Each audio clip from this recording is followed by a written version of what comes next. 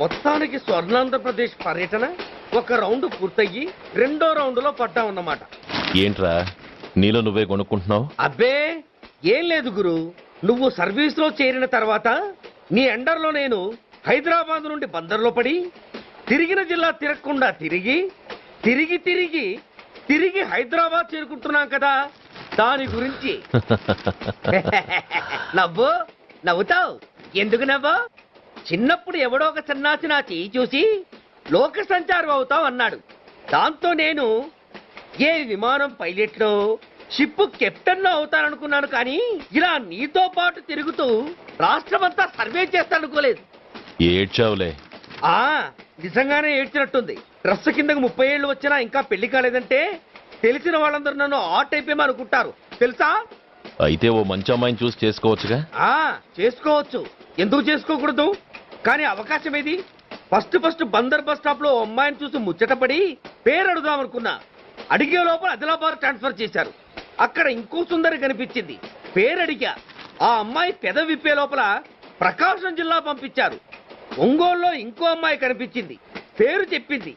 Traffic లో వినబడలా అనే లోపు విజయవాడ తన్నారు. ఇలా నిలకడ లేకుండా నీతో పాటు తిరుగుతూ ఉంటే లవ్ ఎక్కడా, మ్యారేజ్ ఎక్కడా? నా బొంద. అంత ఇబ్బందిగా ఉంటే నాతో పాటు ఎడవడం ఎందుకు? మంచి ఉద్యోగం ఇప్పిస్తాను, హాయిగా పెళ్లి చేసుకుని సెటిల్ అవ్వు అంటావు అంతేగా. జీవితాంతం ఒంటరిగా అయినా గడిపేస్తాను గానీ మీ ఫ్రెండ్షిప్ మాత్రం దూరం చేసుకుని ఏసీపీ గారు. ఇది కొంచెం ఓవర్ అయినట్టుంది. ఓవర్ అయిందా? ఐసీ, అయితే ఆపేస్తాను. ఈ టికెట్ ఎవరిది బాబు? బాబు కాదు, పాప. ఈ టికెట్ చెల్లదు. ఏ నా టికెట్ ఏం తక్కువ? రేటు తక్కువ. ఇది సూపర్ ఫాస్ట్ ట్రైన్. నువ్వు ఎక్కాల్సింది మామూలు ట్రైన్. సికింద్రాబాద్ లో దిగి పీటీ కట్టించుకుని మీ ఊరెళ్ళు. ఏ ఈ ట్రైన్ భువనగిరి వెళ్ళదా? వెళ్తుంది కానీ ఆగదు. ఆగదా? ఎందుకు ఆగదు? ముందు కరీంనగర్ లో ఆగింది, తర్వాత సికింద్రాబాద్ లో ఆగుతుంది. మధ్యలో ఉన్న భువనగిరిలో ఎందుకు ఆగదు? ఏంటి లాజిక్కా? మీ ఊరికి ఈ ట్రైన్ ఆగేంత బిల్డప్ లేదు గానీ ఎక్కువ మాట్లాడకుండా సికింద్రాబాద్ లో దిగిపో. ఏంటయ్యా అమాయకురాల్లా కనిపిస్తున్నానని దబాయిస్తున్నావా? టికెట్ ఇచ్చినప్పుడు రైలు ఎందుకు ఆపరు? ఈ రైలు మా ఊళ్ళో ఆగాల్సిందే, ఆపి తీరాల్సిందే. అమ్మాయి, ఆడపిల్లవని ఊరుకుంటుంటే తెగరెచ్చిపోతున్నావు. ఇంకా ఎక్స్ట్రాలు చేసావంటే సికింద్రాబాద్ దాకా ఎక్సెస్ ఫేర్ రాసి ఫైన్ కూడా కట్టిస్తాను, జాగ్రత్త. ఏంటమ్మా నేనేమన్నానని? ఊరుకో తల్లి, ఊరుకో, నువ్వేం కట్టగర్లేదులే. ఏంటిది? కట్ట కాదు, పుస్తే. పుస్తా? ఒక పుస్తంటే 2 జీవితాల బంధం. ఈ తాళి పట్టుతోనే నా స్నేహితురాలి పెళ్లి ముడిపడి ఉంది. నేను టైంకి భువనగిరి చేరకపోతే ఆ పెళ్లి ఆగిపోతుంది. నేను తాళిపట్టు తీసుకెళ్తున్నానంటే వాళ్ళదెంత పేద కుటుంబమో ఆలోచించండి. అది అసలు అభిమానం గల పిల్ల. అలాంటి దాన్ని పెళ్లి ఆగిపోతే ఆత్మహత్య చేసుకుంటుంది. ఆ పాప మీకు నాకు చుట్టుకుంటుంది. అందుకే చెప్తున్నాను, ఈ చైన్ లాగే ట్రైన్ అన్న ఆపండి, లేదా ఈ చైన్ లాగే నా ప్రాణాలన్నా తీసేయండి. అమ్మా ఆండాళమ్మ కాదు, రంబమ్మ. ఆ పోని రంబమ్మ. ఆ చైన్ లాగి నా ఉద్యోగం పోగొట్టుకునే దమ్ము నాకు లేదు గాని గార్డుతో మాట్లాడి మీ ఊళ్ళో ట్రైన్ స్లోగా వెళ్లేలా చేస్తాను. రన్నింగ్ లో దిగలవా? స్టేషన్ వచ్చేసింది, జాగ్రత్తగా దిగమ్మా. దిగ్గానే నీ సామాన్లు కింద పడేస్తాం.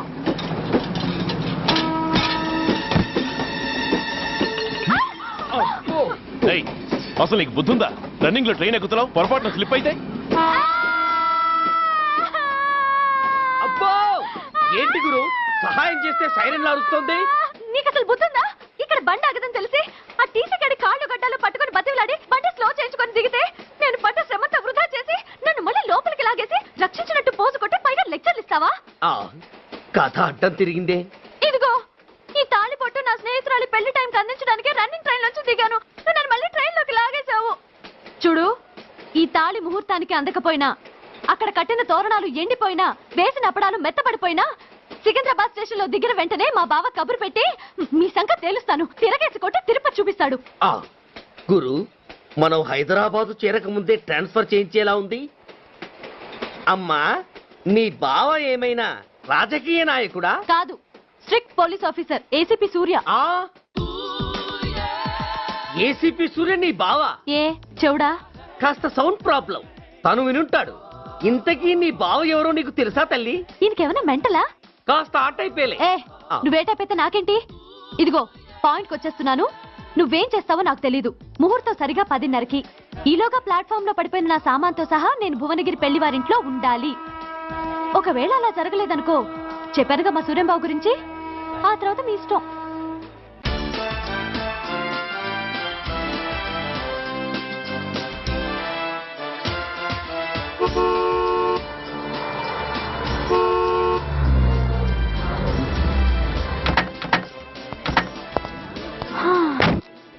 జురాసిక్ పార్క్ లో చిన్న డైనోసార్ లాగా ఏంటా లుక్కు? వెళ్ళి డిక్కీలో సామాన్లు తీసుకురా.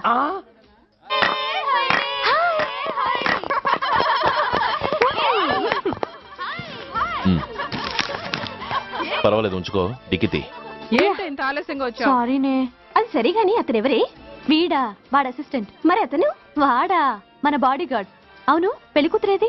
లోపల మేకప్ అవుతుంది. నీ మీద చాలా కోపంగా ఉంది. కనీసం 2 రోజుల ముందైనా వస్తావని ఎక్స్పెక్ట్ చేసింది. దాని కోపం పోగొట్టడానికి నా దగ్గర ఓ మంత్రం ఉందిలే. ఈ ప్రెజెంటేషన్ చూడగానే అది ఐస్ అయిపోతుంది.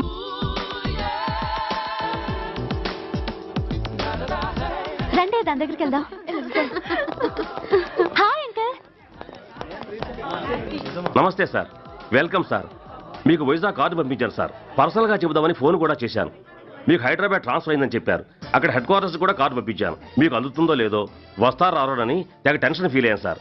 నాకు ఇన్ఫర్మేషన్ అందింది, అందుకే వచ్చాను. చాలా సంతోషం సార్. మీరు రండి సార్. గోమతి, దీపికా కపులావ్, కోరాయా దేక్. ఏంటి అతన్ని బాడీ గార్డ్ అన్నావు? అంకుల్ ఏమో అంత రెస్పెక్ట్ ఇచ్చి హడావుడు చేస్తున్నారు. ఉండవే, అసలే మతిపోయి నేనెడుస్తుంటేను. హలో, ఏంటి జురాసిక్ పార్క్ లో పెద్ద డైనోసార్ లా మొహం పెట్టావు? షాక్ అయ్యావా? అప్పుడే ఏమైంది? ఇంకా ముందుంది. ఇదిగో నీ బ్యాగ్, ఇదిగో నీ పెట్టి. నీకెప్పుడూ చెప్తుండేవాడిని, మా పోలీసులో హీరో, మా డిపార్ట్మెంట్ కి గర్వకారణమని. అంటే ఏసీపీ సూర్య. అవునమ్మా. Nice meeting sir. I'm so thrilled sir. నా భార్య సార్. నమస్తే జీ. నమస్తే. మా అల్లుడు sir. Glad to meet you sir. వాళ్ళ father sir, ACP Suryan sir. Hello sir. ఏవే రమ్మా, ఇలా రావే. ఏ నిన్నే పిలుస్తుందే. నోరు ముయ్యండి. Hello, calling. Go go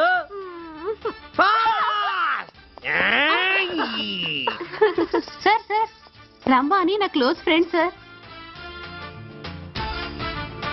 ACP Suryam గారే.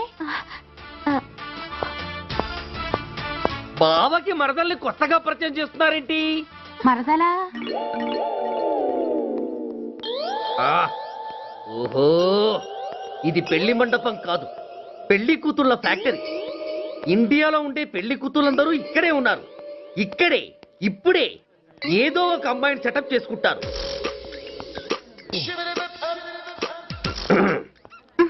ఆ లేత క్యాబేజీ లాంటి కాలేజీ పిల్ల నన్ను చూసి నవ్విందంటే ఇక ప్రొసీడ్ అవ్వడమే. Hello, hi. Excuse me. నన్ను చూసి మీరు నవ్వారంటే డెఫినెట్ గా నేను మీకు నచ్చుండాలి. Am I correct? ఆహా, ఇంకా ఎందుకు ఆలస్యం? పదండి, పార్క్ వెళ్దాం. అమ్మో, పార్కు కా? ఎందుకు? ఎందుకేమిటి, మనసు విప్పి మాట్లాడుకోవడానికి. అమ్మో వద్దండి, మాది అసలే సాంప్రదాయమైన కుటుంబం. మీరు నన్ను పార్కుకు తీసుకువెళ్తారు, అక్కడున్న లవ్ జంటల్ని చూసి మనం కూడా అలా మాట్లాడుకుందామని నా భుజం మీద చేస్తారు. ఆ తర్వాత నన్ను ఏ పొదల్లోకి తీసుకెళ్తారు. అమ్మో, అక్కడ ఏ తప్పో జరిగిపోతుంది. వద్దండి, మాది అసలే సాంప్రదాయమైన కుటుంబం. అయ్యయ్యో, నేను అలాంటి వాడిని కాదండి. నేను మిమ్మల్ని ఏమీ చేయను. పోనీ పార్క్ వద్దంటే మరిద్దరం కలిసి సినిమాకి వెళ్దాం. సినిమాకా? అమ్మో వద్దండి, మాది అసలే సాంప్రదాయమైన కుటుంబం. ఇద్దరం సినిమాకి వెళ్ళాక న్యూస్ అవగానే లైట్లు ఆపేస్తారు. ఆ తర్వాత మీరు చిన్నగా నా భుజం మీద చెయ్యేస్తారు. ఆ చీకట్లో లిప్ టు లిప్ కిస్ చేస్తారు. ఆ తర్వాత ఏ తప్పో జరిగిపోతుంది. అమ్మో వద్దండి, మాది అసలే సాంప్రదాయమైన కుటుంబం. అయ్యయ్యో, ఆ మాటకొస్తే మా కుటుంబంలో సాంప్రదాయమే తప్ప అసలు కుటుంబమే లేదండి. నేను చాలా జెంటిల్మెన్ని, ఎలిజిబుల్ బ్రహ్మచారిని. నేను మిమ్మల్ని ఏం చెయ్యను. మీ ఒడ్డు మీద అసలు చెయ్యే వెయ్యను. ప్రామిస్. నువ్వేం చేయనప్పుడు నీతో సినిమాకి పార్కుకి రావడం దేనికి రా? అమ్మో, సాంప్రదాయమైన కుటుంబం అంటే అర్థం ఇదా? కొంపదీసి ఎవరు చూడలేదు కదా? నేను చూశాను కదా. పడక పడక నీ కంట్లోనే పడ్డానా తల్లి? నేనెవరికి చెప్పను గాని నాకు ఇన్ఫర్మేషన్ ఇస్తావా? ఏమిటది? పెళ్ళైందా? నాకా? ఛీ, నీ కాదు, ఆయనకి. ఆయనక? ఓహో, మా గురుడికా? అవును. అయ్యింది. 13 ఏళ్ల కొడుకు, 10 ఏళ్ల కూతురు. నిజమా? ఉండుండేవారు. మనం చెప్పినప్పుడు వారు పెళ్లి చేసుకుని ఉంటే. అబ్బో, ఎందుకు కొట్టావు? ఆయనకి పెళ్ళైందని చెప్పి అనవసరంగా నన్ను టెన్షన్ పెట్టినందుకు. ఆయనకి పెళ్ళైతే నీకెందుకమ్మా టెన్షను? ఉమ్, అందుకు.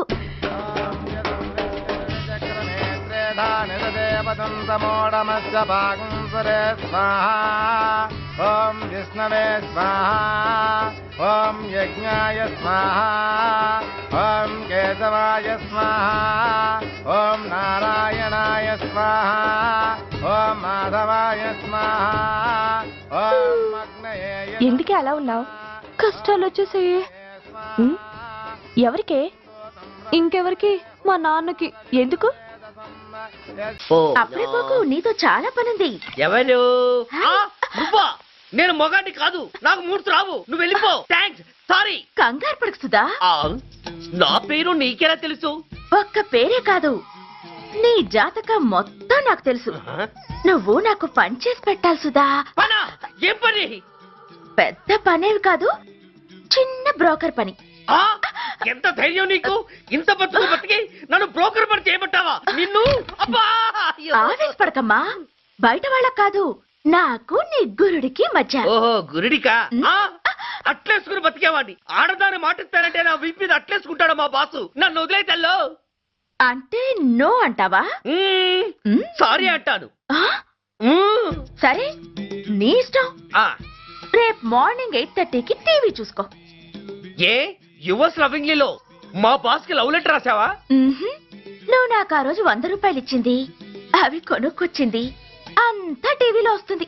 ఆ, ఈ ప్రోగ్రాం విషయం మీ గురుడికి కూడా ఫోన్ చేసి చెప్తాను. అయ్యయ్యో, బతుకుంటే బట్టలైనా ఉత్తుకుని బతకచ్చు. నేను స్లిప్ అయిన విషయం మా బాసు తెలిసిందంటే నా గుబ్బ వాచిపోతే నా గొప్ప కొల్లారు చెయ్యకు తల్లా. అయితే బ్రోకర్ పని చేస్తావా? అంటే పక్కలేయాలా? పక్కలు పరుపులు మేము వేసుకుంటాం గాని ఆ, ముందు మా లుక్కులు కలుపు. నా మీద మంచి ఇంప్రెషన్ కలిగేట్టు చేసి మీ బాసు ఓటు నాకు పడేలా చెయ్యి. ఓకే? ఓకే. అవును, పొయ్యి మీదేంటి? దోశలేసి చేస్తున్నాను. మ్మ్హ్మ్. అమ్మో, మాడిపోయింది. ఇంట్లో కోడిగుడ్లున్నాయా? ఓ బోలెడు. అయితే ఓ పని చెయ్యి, మాడిన దోశ పక్కన పడేసి నాకు డబుల్ ఆమ్లెట్ వేయి. అలాగే. ఉల్లిపాయలు పచ్చిమిరపకాయలు కాస్త ఎక్కువగా వేయి. ఆ వేస్తా. ఆ తగిలిస్తా. ఇదిగో ఆ ఉప్పు కాస్త తక్కువ వేయి. అలాగే. ఎండ్రిని కూడా వేస్తా.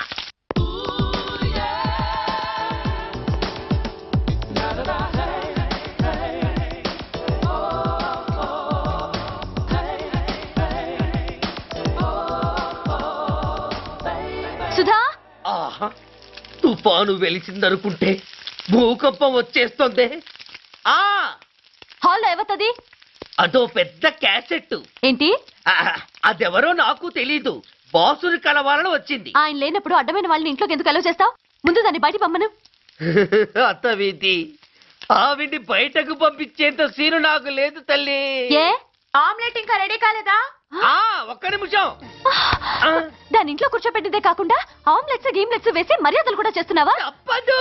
తప్పదా? ఆ నిన్ను ఏం చేస్తా? అమ్మా, అబ్బా, అయ్యో, బిడ్డ చేశానా బిడ్డ, అయ్యయ్యో. ఏయ్, ఎవరు నువ్వు? నీ అత్తమ్మ కోడల్ని. అయినా నేనెవరినైతే నీకెందుకు? నాకెందుకా? అసలు ఇంట్లో నీకేం పని? ముందు బయట నడు. నడవను. సూర్యాన్ని కలవందే నేను ఇక్కడి నుంచి కదలను. నీకు ఇబ్బందిగా ఉంటే నువ్వే బయటికెళ్ళు. ఎంత ధైర్యమే నీకు? నన్నే బయటకెళ్ళమంటావా? అసలు నేనెవరినో తెలుసా? ఎవరివే? సూర్యాని కాబోయే వైఫ్ ని. ఇంకా కాలేదు కదా, అయ్యేదాకా గ్యారంటీ ఏముంది? ఆ ఛాన్స్ నన్ను దాటి నీ దాకా రావాలి కదా. ఏంటి అన్నావ్? సాసర్ పగిలిపోద్ది, కప్పు పేలిపోద్ది, చిరిగి చాటవుద్ది, పగిలి పటాన్ చెరువవుద్ది. ఏంటి అన్నావ్? నువ్వేంటి అన్నావు? ఏయ్. ఏయ్, చంపేస్తాను. ఏంటి? చంపుతావా? నిన్ను చంపుతున్నాను. చంపేస్తాను నిన్ను. అమ్మో, కప్పు సాసరు కలబడిపోయాయి. వీళ్ళే కనుక బాసుని కట్టుకుంటే ఆయన టీ కప్పులో తుఫానే. అవసరమైనప్పుడు కబురు పెడతాను, మీరు తప్పకుండా రావాలి. షూర్.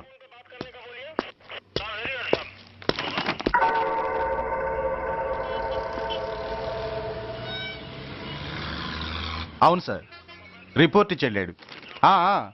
అడ్రస్ తెలుసు సార్, మిలిటరీలో పనిచేస్తాడంట. లీవ్ మీద ఇంటికి వచ్చాడు. వాడి సంగతి మేము చూసుకుంటాం సార్, మీరేం వరి అవ్వకండి. అరే ఈ మాత్రం దానికి మీరెందుకు సార్? మేమెందుకున్నాం? తెల్లారేసరికి వాడు ఎన్కౌంటర్ అయిపోతాడు. సరేనా? ఓకే సార్, ఉంటారు సార్. నమస్తే.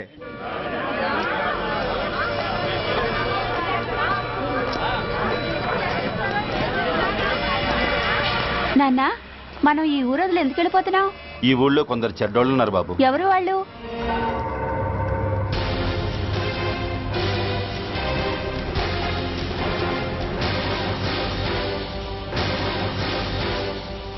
జై జవాన్.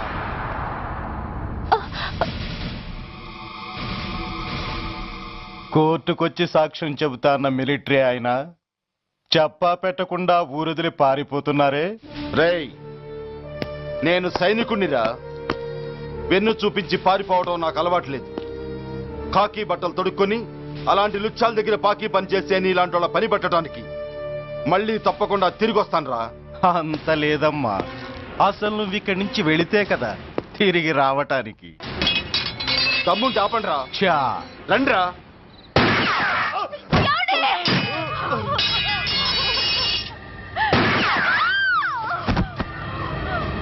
రేయ్, సార్, ఆ 2 శవాల్ని బస్సు వెనక టైర్ల కింద పడుకోబెట్టు.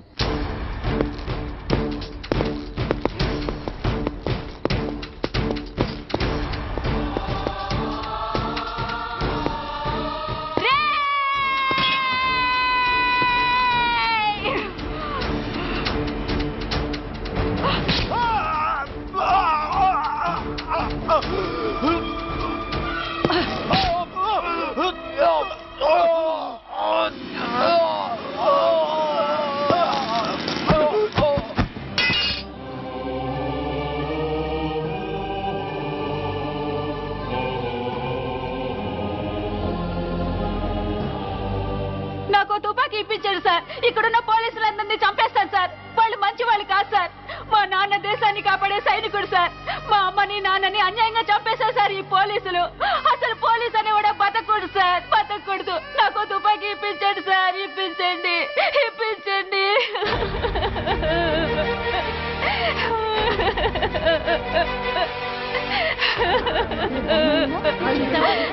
Order, order. The judgment is reserved. Court is adjourned. ఏ తలబట్టేసిందా? మీరా? ఏమో బాగున్నారా? బాగున్నానన్నయ్య. రండి కూర్చోండి. ఏరా, బోర్డర్లో ఉండాల్సిన వాడి కోర్టులో పరిశీలన అయ్యావు. ఎంతసేపు అయింది వచ్చి? ఈ కేసు హియరింగ్ స్టార్ట్ అయ్యేసరికి వచ్చామన్నయ్య. ఇంతకీ ఆ అబ్బాయికి ఏం శిక్ష పడొచ్చు? ఏముందమ్మా, మైనర్ కాబట్టి కొన్నాళ్ళ పాటు రీఫార్మ్ స్కూల్ పంపించాల్సి ఉంటుంది. ఆ శిక్ష వేసేసి చేతులు దులిపేసుకుంటారు, అంతేగా? నేరం చేసిన వాడికి శిక్ష వేయటం చేతులు దులుపుకోవడం ఎలా అవుతుందిరా? వాడు చేసింది తప్పు కాదని నీ అంతరాత్మకు తెలియదా? మన దృష్టిలో తప్పు కాకపోయినా చట్టం దృష్టిలో ఇది నేరం. దానికి శిక్ష వేయక తప్పదు. అసలు శిక్ష అనేది ఎందుకురా? మనిషిలో పరివర్తన తేవటానికి. మీరు వేసే శిక్ష వాడిని తప్పు తెలుసుకొనివ్వదు, తప్పుదారిలోకి మళ్ళిస్తుంది. ఏంటో నువ్వనేది? ఆ పసి మనసులో ఎంత ఆవేదన ఆవేశం ఉన్నాయో చూశావు కదా. శిక్షాకాలంలో అవి వాడితో పాటే పెరుగుతాయి తప్ప తరగవు. సమాజం మీద కక్షతో, వ్యవస్థ మీద హేట్రెడ్తో ఓ రెబల్గా సొసైటీలోకి వస్తాడు. దగ్గరకు తీసుకుని ఆదరించేవాళ్ళు లేక మరో క్రిమినల్గా తయారవుతాడు. ఇంతకీ నువ్వు అనేది ఏమిట్రా? మా కన్న కొడుకు ఎలాగూ పోయాడు, వాణ్ణి మేం పెంచుకుంటాం. Yes, we want to adopt him. I appreciate your humanity, Major Bhargav. But చట్టానికి విచారణ చేయటంలోనూ శిక్ష విధించటంలోనే కాదు, ఆ శిక్షను అమలు చేయటంలో కూడా కొన్ని పరిమితులుంటాయి. శిక్షాకాలం పూర్తి కాకుండా అతన్ని మీకు హ్యాండ్ ఓవర్ చేయటం కష్టం అవుతుంది. ఇంతకీ ఆ కుర్రాడి మీద మీకు ఎందుకంత ఇంట్రెస్ట్? అతను ఓ సిన్సియర్ మిలిటరీ మ్యాన్ కొడుకు సార్. అంటే ఆ చనిపోయినతను?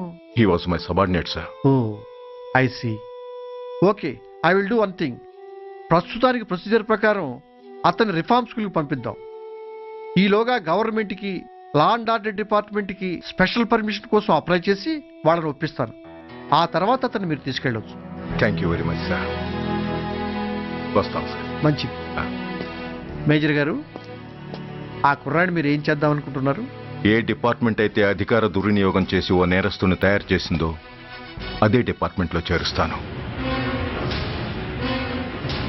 I will make him an honest police officer. నిన్నేరా ఏంటి అలా చూస్తున్నావు?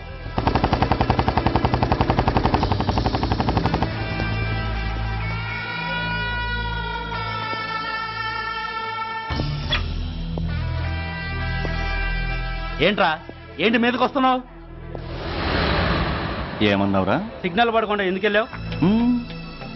నన్ను నువ్వు ఏమన్నావు? బుద్ధి ఉందా లేదా అన్నాను. ఓహో,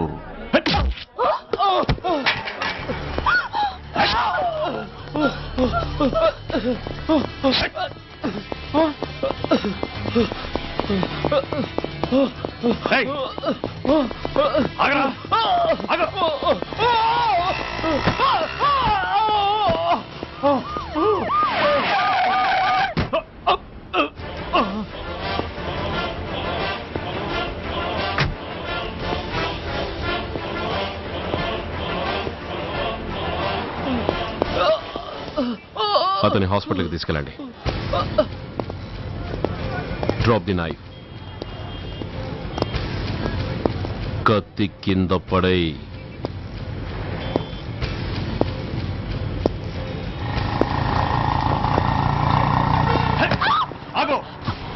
ముందుకొస్తే దీన్ని చంపేస్తా. చంపే. చంపితే ఏమవుతుంది? నిన్ను చంపడం నాకు ఇంకా తేలికవుతుంది. కమాన్, చంపే. ఆలోచిస్తావే కిల్లర్?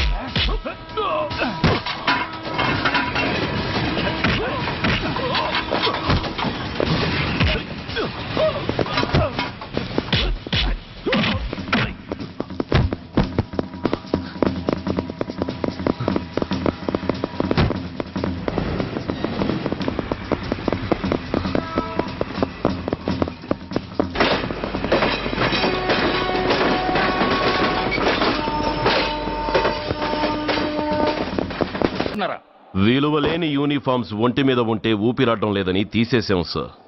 పందులు పందికుక్కులు స్టేషన్లోకి వచ్చేస్తుంటే వాటిని ఆపే శక్తి లేక తాళాలు వేసేశాం సార్. మిస్టర్ సూర్య, పోలీసు వ్యవస్థ లాంటి ఎమర్జెన్సీ సర్వీసుల్లో ఇలా సమ్మెలు చేయడం నిషేధం. అదే ఎందుకని sir? Government doctors, nurses, postal department కూడా ఎమర్జెన్సీ సర్వీసులే. వాళ్ళు హక్కుల కోసం స్ట్రైక్ చేయడం లేదా? ఆఖరికి మాకు ఓ గుర్తింపు రిజర్వేషన్లు కావాలని కొజ్జాలు కూడా స్ట్రైక్ చేస్తున్నారు. వాళ్లకున్నపాటి విలువ గౌరవం కూడా మాకు లేవా sir? Mister Surya, you are crossing your limits. మీరు ఇలా చేయటం వల్ల కామన్ పీపుల్ ఎంత సఫర్ అవుతారో ఆలోచించారా? పోలీస్ అనేవాడు కూడా ఓ కామన్ మ్యాన్ అనేది మర్చిపోకండి సార్. ఇంతకీ మీకు ఏమన్యాయం జరిగిందయ్యా?